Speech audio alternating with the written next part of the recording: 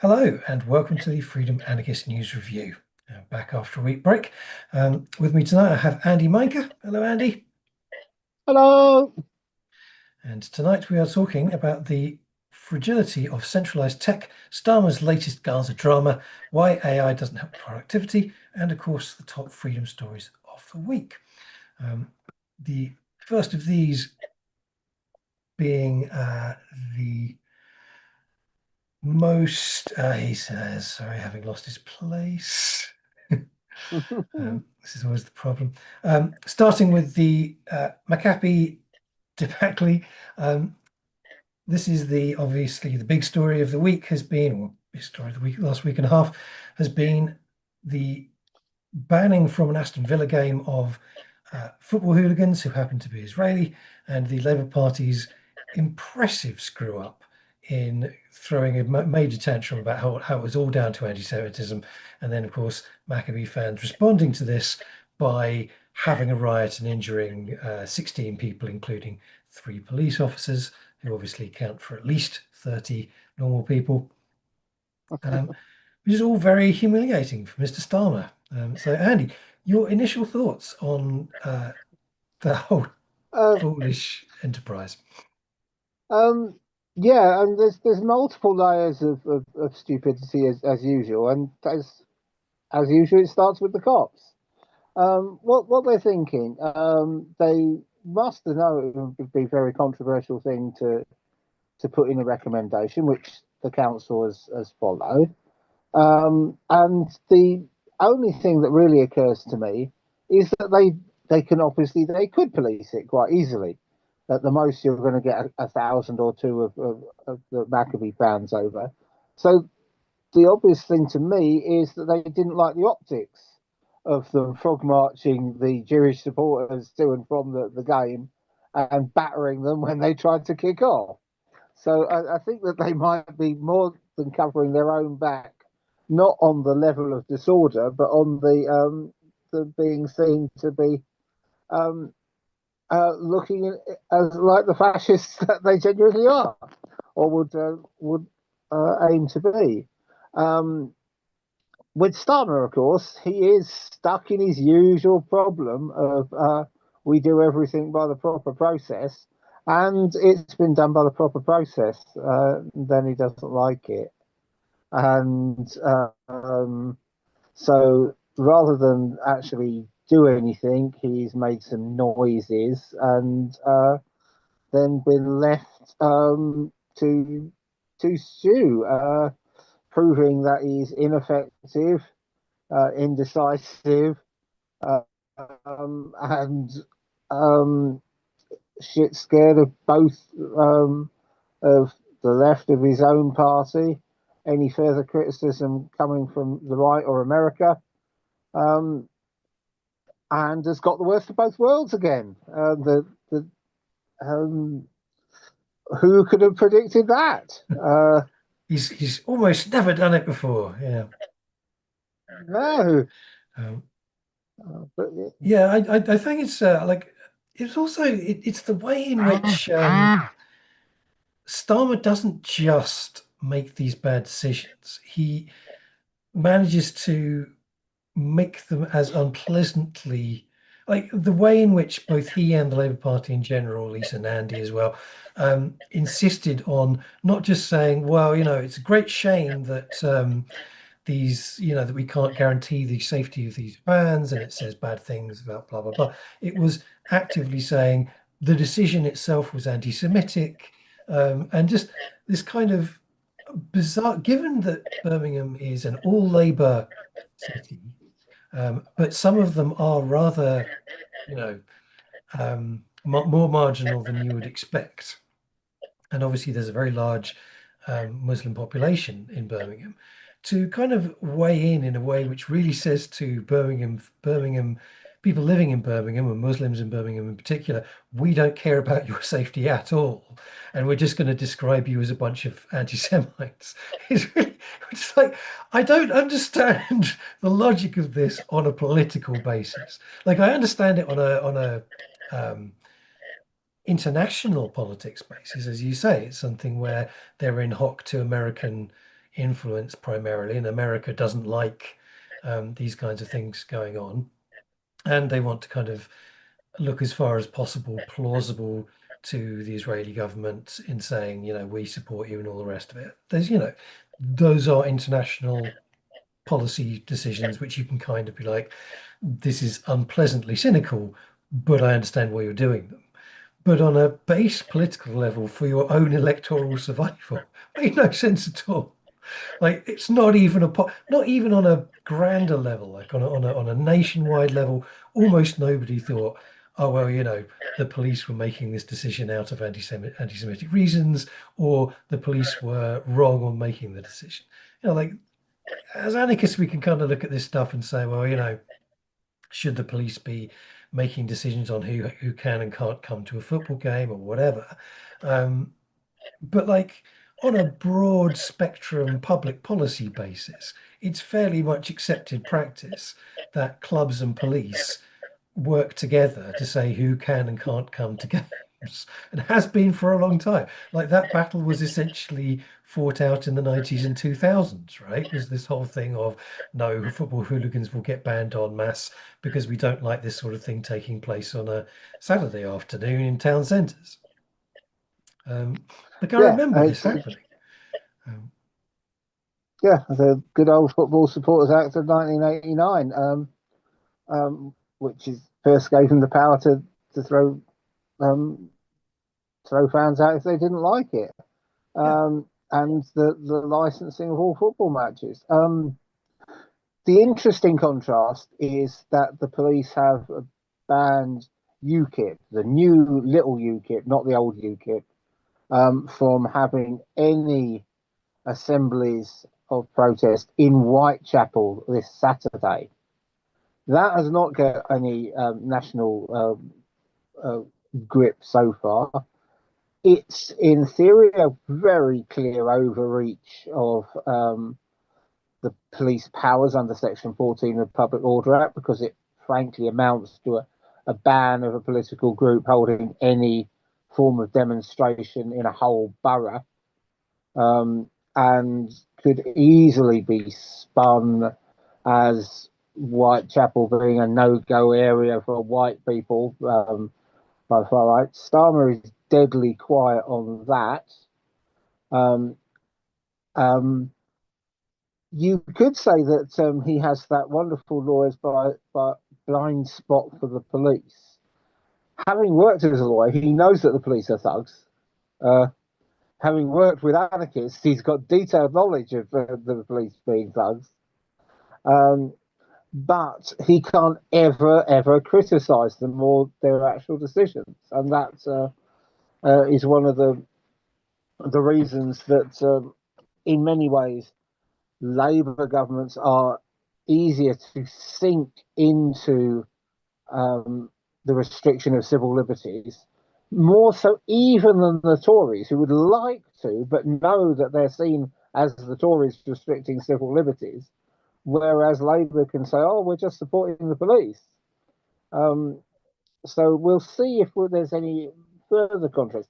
It looks like UKIP are removing their march to Speaker's Corner, or their assembly to Speaker's Corner, which is unpleasant for anyone on Oxford Street or Edgware Road that weekend, but um, obviously not quite as high profile a thing. We will see what happens. Good luck to anyone who's going, by the way. Remember to take your bus card with you, just in case anything goes wrong. Give us a bell if it does. Um, Available in several languages from Freedom Press, of course, at the bookshop. Thank you. Um, yeah, no, I mean, it's going to be interesting to see what happens with all that, because obviously Whitechapel was primed to be a bit more of a violent affair, whereas I think that you know you're not going to get the same local turnout elsewhere, um, which probably is all to the good for as far as UKIP's concerned, I suppose. Um, yeah, okay, so moving on from Maccabi fans with a history of violence. Um, we can start talking about so the main topic as listed today is the fragility of our AI fueled overlords, and this is a couple of different questions or topics. One is the most recent news article, which is the AWS outage and the unresilient nature of tech centralization. And this was on Monday morning.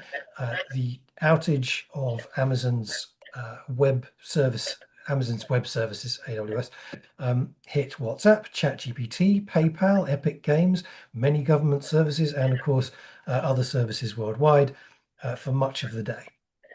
And one of the things that obviously has been brought to the fore by this has been the fact that essentially there are a cartel of about three services: AWS, Google being the second one, and on my brain there was another one as well, but the three. And obviously, if one of them goes, then we're getting audio feedback from you, Andy. So if you don't mind muting when not speaking, that would be useful. Thank you for that, Rich. Thank you. Then the question is obviously raised.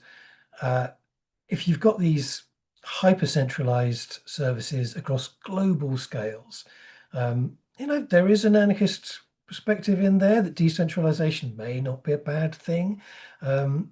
But the problem, of course, is that big tech, far from facing that kind of breakup from, say, anti-cartel or anti-monopoly systems in the EU and in the US in particular, they are accelerating towards ever greater levels of monopoly. And obviously, AI and the buying of server space right across the globe is a move towards that. It seems very unlikely under Trump and increasingly under the EU that anybody will be motivated to break up these giant companies. The connected story is this is a thing that's been kind of popping up over the last couple of months in particular, but studies from notably Harvard and MIT have been suggesting that it makes no odds to productivity as to whether you have AI involved or not. And this has been looking at, particularly obviously AI has been increasingly used in the tech industry itself, leading to a number of job losses.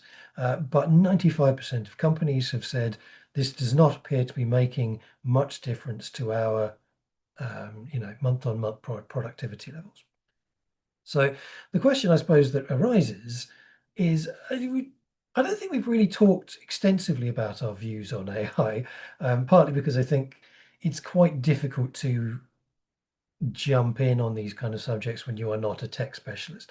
But that's also what they kind of rely on, right? Like you get these people coming up with these weird and wacky ideas. I think Jeff Bezos earlier this week saying, well, we could put servers in space, which, I'm not a huge technical whiz or anything, but even I'm aware that there is a big problem with putting electronics in space, and that problem is heat dissipation and radiation shielding, of course.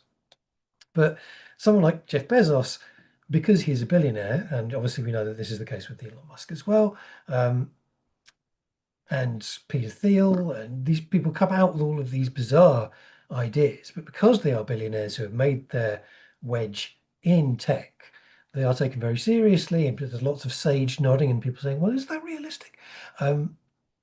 When it probably isn't. And breaking that down, I suppose, is kind of, as a topic, I think, worth investigating.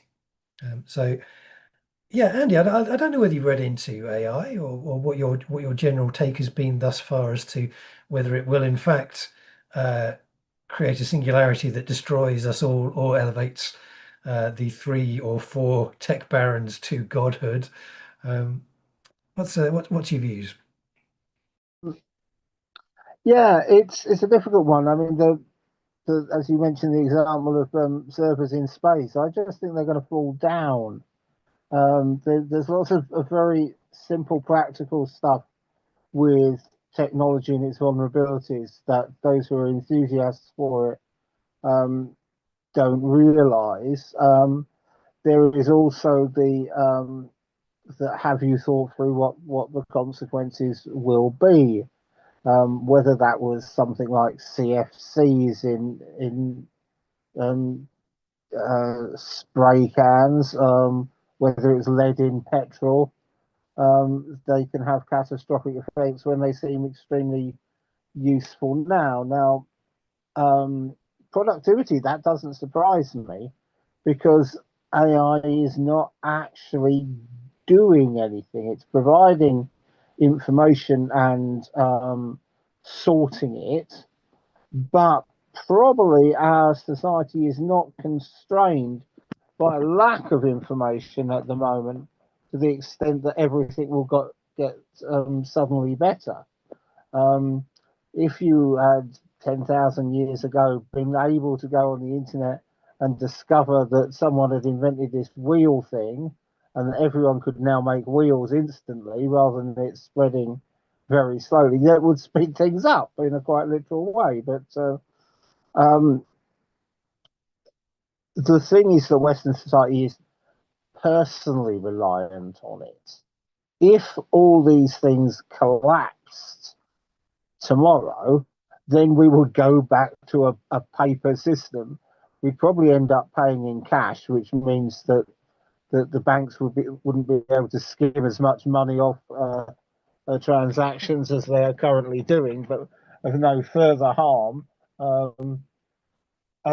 So the benefits, as with all centralized stuff, is that it centralizes money as well as it centralizes information, enabling more people to make money without doing anything actually useful by supposedly making it easier, but in fact creating layers and layers of people taking a skim off those actually producing the stuff.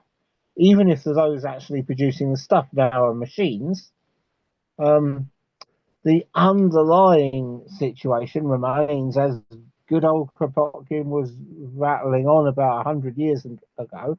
There's already enough productivity to sort out all the basic human needs and give us all a much less hectic life. It's a question of, in many ways, the AI boom is another example of inventing something for a lot of people to do when there's no longer any need for people to do the practical things, except that in certain ways, with particularly in the West, with our aging societies, those things that AI can't yet do, like the tender loving care for the sick and elderly, no one's willing to do, and no one is willing to pay a decent wage for anyone else to do. So we are have a huge amount of very talented people in many ways not doing anything useful rather than actually bringing about growth, as our good old friend Starmer and his pal um, Rachel are always on about. Growth simply measured in monetary terms isn't a very good measure of whether people are better off in human ways or whether it will solve the world's problems, because the vast increase in AI over very few recent years doesn't seem to have decreased the amount of wars, even if Trump has solved eight and a half of them, or sorry, seven and a half at the moment. So yes, I'm a good old fashioned skeptic on that one, but let's let let's see as, when the big crash and disaster happens through some mishap, then how people will respond to it. Yeah, I mean that's as very much as with the dot-com boom, right? So the boom, when it detonated, it destroyed pretty much half half of Silicon Valley went under at one stage or another. Um, but then after that, what we saw was a retrenchment, and from that kind of um, position, the growth of what we see now in terms of the um, incredible level of penetration of our everyday lives, right? Like the this idea of kind of the gold rush followed by the collapse.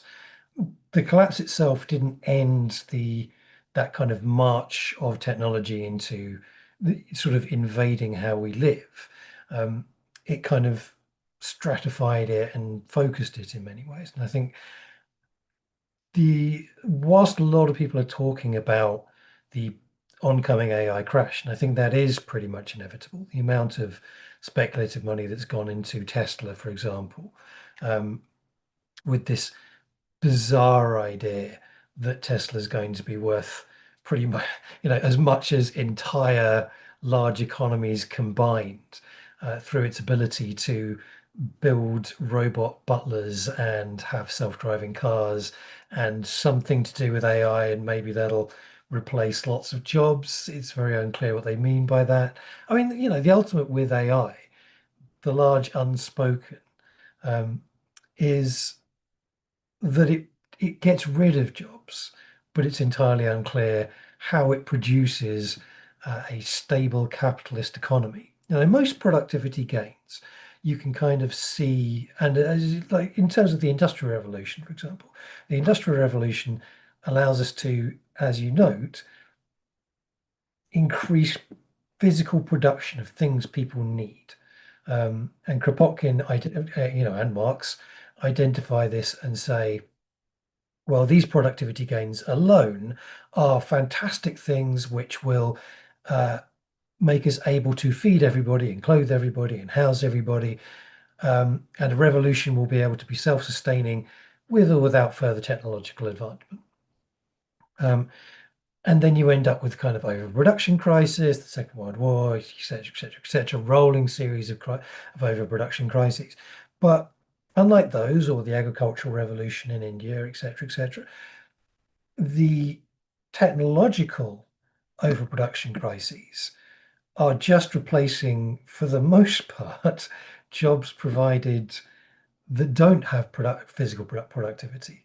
In many cases, they are the kind of non-jobs that David Graeber identifies, right? The bullshit jobs, administration, marketing, um, you know, other things to do with making more of the internet primarily, none of which is necessary for human life, right? As you say, if it all disappeared tomorrow, we could go back to paper and pen, we could go back to physical production of things, the human race would continue.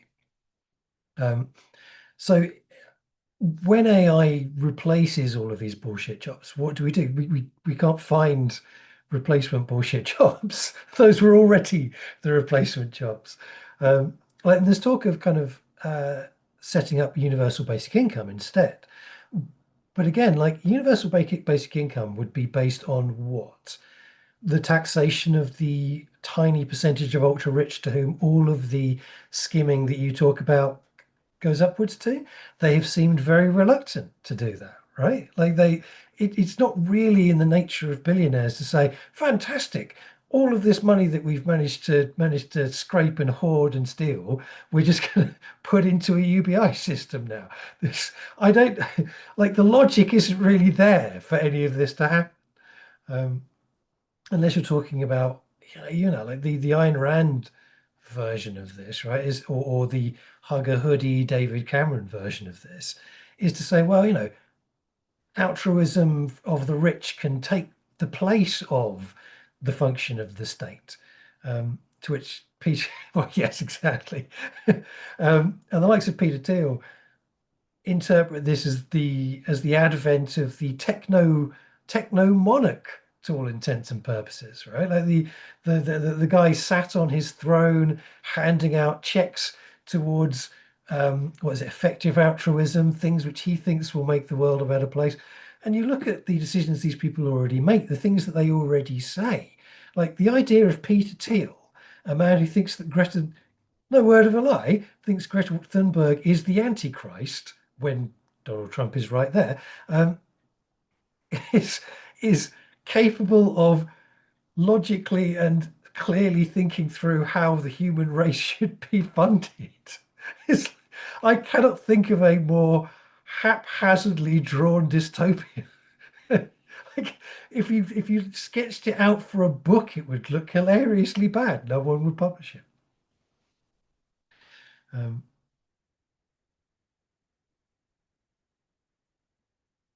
but yeah, the the issue of AI, in reality, of course, like the kind of the more um, weird, wonderful stuff probably isn't going to happen, right? We're unlikely to have a singularity, I think, um, despite the fact that kind of there's this build up of a techno cult, um, which has happened in Silicon Valley, and I think that's based a lot on kind of if you have a handful of very clever people saying this is likely to happen, then you get a kind of a stampede of other very clever people who don't want to feel left behind if it does happen, or feel like they want to look like they're in the know. Like, this is a thing that happens in academia a lot, right? Um, but even in the uh, more straightforward versions of this, what is clearly going to happen is an economic crisis, um, which will dovetail with the massive centralization of all of these projects. Like, can you imagine if Amazon or Google or the like uh, fell over? Like, if one of the companies went bankrupt, um, it it would immediately wipe out vast swathes of the internet. Um, and it would quite likely it would have to be nationalized on some basis, right? The servers would have to be taken over by a state. And all of that computing power, all of that databasing, all of that personal information, which is already held by quite shady companies that are prepared to sell that information on for peanuts. Um, like a nuclear bomb left over from from the collapse of the Soviet Union, is just left sitting there to be picked apart, picked on by basically anybody. It's a terrifying idea. It's far more terrifying than any ideas of, ooh, an AI might decide that we no longer need to exist. Yeah, I've wisely acquired several books, some from Freedom Bookshop, which I should plug, so that I can sit and read when you can't watch endless streaming services or natter on the internet all day. Yeah, it's just incredibly vulnerable because no one involved in it is really concerned about the possibilities of it being hacked, destroyed, unfunded, or otherwise attacked, because those protecting stuff costs a great deal of money. Another of my favourite examples is nuclear power plants. All have to be close to the sea for the obvious reason you need the water for cooling. And the sea's going up, and there's no one seems to be in the least bothered that the sea rise can't be stopped, and it's you're going to have to put them on very, very tall stilts. I'm not sure the exact analogy to protect AI when it it's just so obviously vulnerable to all manner of different forms of attack, many of which are far beyond my technical knowledge, but certainly not beyond that of the hacking world and of large states willing to try to do each other down.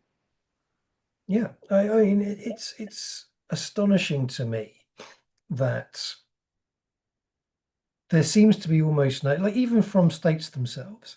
It's all very well to sort of talk about, well, the general public and kind of how protected are we from this, that, and the other, or indeed how vulnerable are we to state intervention, which is very um, through all of this surveillance in our lives. But states themselves are incredibly, as you say, incredibly vulnerable to very, very damaging things happening, and have passed off an awful lot of this responsibility to private companies. Like the fact that government services went down when AWS did points to this, right? The amount of government functionality that has essentially been privatized away um, is astonishing. Like it's a self-inflicted vulnerability that you would not really expect from most civil services. But on the other hand, I think that you end up with this fundamental problem that private enterprise has so much more technical capability than states can muster that you end up with US aircraft carriers being controlled with Xbox controllers. This is a real thing. Um, because the Xbox controllers have had so much money and development thrown at them um, that they are simply better for doing the task than anything that the actual military is likely to come up with. Um, so you end up with all these shortcuts taken by states, but those shortcuts come with a price, and that price is essentially a giving away of security and influence and power and sovereignty. Like from anarchist perspective, the giving away of sovereignty, well, whatever. But from a state perspective, it's an astonishing thing for them to do. Logical, but it's very much the fact that capitalism has gotten to this stage where state power has broken down to that extent that is being given away to all intents and purposes, a handful of ultra rich billionaires with nominal ties to the US, primarily in our case, to China in other cases, but in fact, who are largely independent. They're more of a kind of a global elite than they are a national one. Um, yeah, it is. There is a slow disintegration based on technological ability and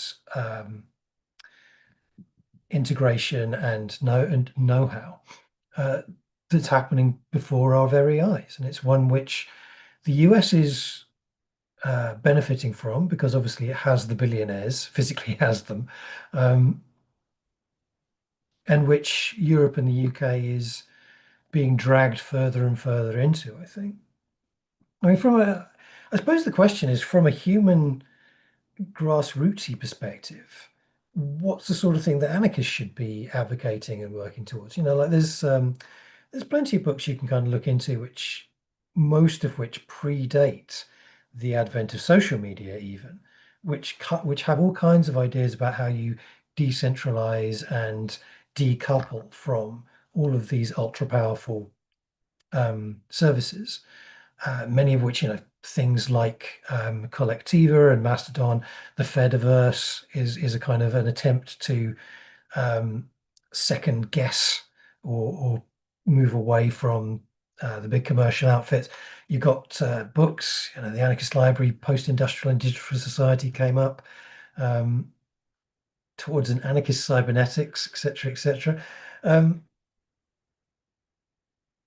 but yeah, I suppose there is a whole conversation to be had, which is not so much. I mean, there is the kind of the utopian casework or case study, but in terms of how we can harden ourselves or protect ourselves against what seems to be barreling towards us, I suppose.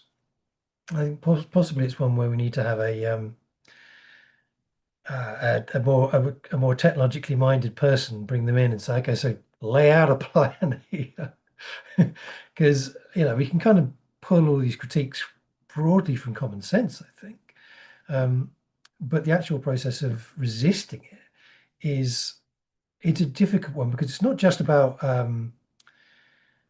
coming up with these ideas, it's how do you make them accessible for the general public and for, you know, like I'm technologically savvy-ish. I spend a lot of time on the internet and on computers and all the rest of it, but I'm not a coder, can't build a website, etc., etc. Um, but most people are not of a level where they could actually build their own systems easily, I think. And most people would be very much put off even attempting to do so. Um, so yeah, it's something we don't talk about a lot, but it is also, I think, the big gap in many ways in terms of how we're going to be seeing the future and interacting with it.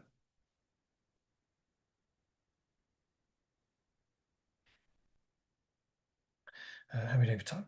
But Um, yes, I do constantly remind people that we did organise riots without social media.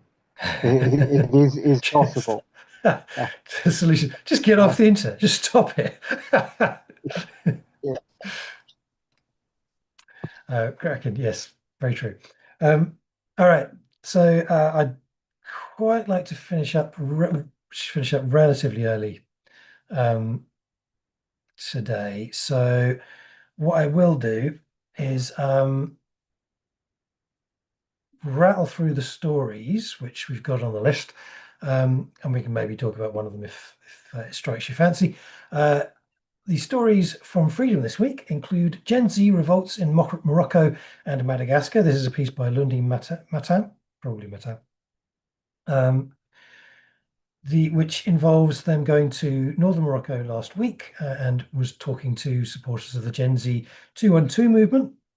We mentioned this, I think, last time, and this has been a series of protests which have been primarily against the government spending money on ridiculous vanity projects, stadiums for the African Nations Cup, and I think Commonwealth Games later on or something like that.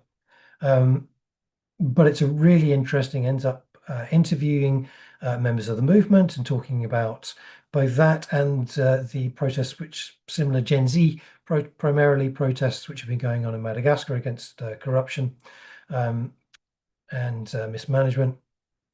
Really, really interesting write up. I would thoroughly recommend having a read of it because it goes into the sort of depth which is rarely, um, in the press, and obviously interviewing people who are actually there about kind of how it's died down, but how it also, in context, has been going on for many years, etc., and how it has much broader roots, particularly in the south. Really interesting piece. Um, the second one is an article by Stutt, which is about Brussels and the mass mobilization against the Arizona government. This, just for a little bit of context, if you do decide to read it, is the Arizona government is a technocratic fixer government, kind of a grand coalition, which has come into power aiming to stabilize the budget, which, as you might imagine, involves major cuts. And a lot of similar tactics to what we see at Labour. So tougher immigration policies, cuts to pensions, social welfare. There was a major protest, which of 150,000 people who took to the streets about it, mostly liberal centrists and the far right. Sorry, that's the government, not the protesters. The follow up to this will be a major strike towards the end of November, which, if that goes well and sort of keeps the energy running from the protests, could turn into something quite interesting. So well worth keeping an eye on what's happening in Brussels. Not often a phrase we say here. Finally, a piece by Tabitha, which is When the Voice of Hate Met the River of Humanity. And this is a steward's eye view of the London March for Gaza. A really well written piece talking about who was there and following through with the Jewish bloc, marching with Friends of Al-Aqsa, Jewish Daughters for Palestine, and all the usual suspects from the left, but also quite affecting writing about how the pro-Israel, the Zionist lobby, were also there shouting with big loud hailers, and how people were responding with a great deal of grace for the most part to some fairly horrible stuff. So those are all particularly good articles to keep an eye on this week. Um, so yeah, if there's any of those you want to quickly talk about, Andy, if not, we can round off with that. I commend all of them, but I haven't got anything wise to say about it. To carry on, and yeah, see you all soon, I hope. Indeed. Well, thank you very much, everybody, for watching, all half dozen of you. And yeah, hopefully see you again soon. Cheerio.